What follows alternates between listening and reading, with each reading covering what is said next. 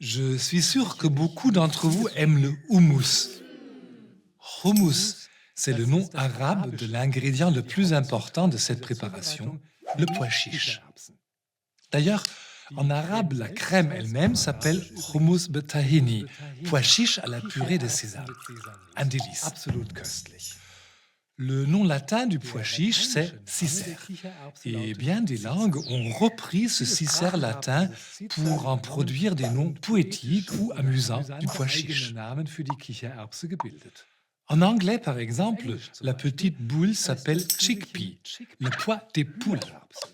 Les langues germaniques ayant tendance à prononcer le C latin comme un K, le cicère est devenu cicerpie, cickerpie et à la fin, chickpea.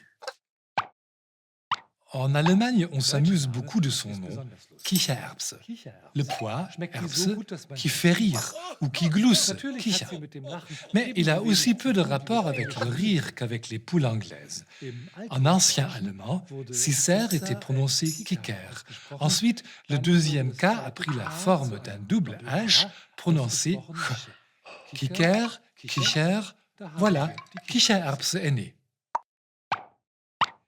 En français, chiche vient du latin cicère, possiblement via l'italien cece.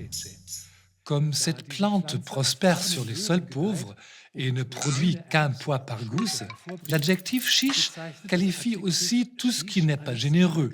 Un repas chiche, donc plus abondant, ou une personne qui est chiche de son temps, qui en est avare.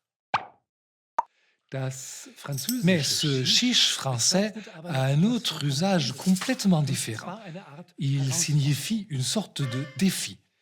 Je dirais par exemple, vous n'êtes pas chiche de trouver le surnom d'un orateur célèbre de la Rome antique, et vous répondrez chiche, dans le sens j'accepte le pari.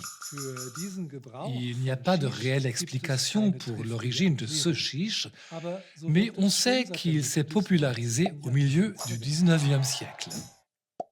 Et au fait, l'orateur le plus célèbre du temps de Jules César, il paraît que cet homme, ou peut-être un de ses ancêtres, avait sur le visage une verrue en forme de cicère de pois chiche. Et voilà comment Marcus Tullius a reçu son surnom de Cicéron.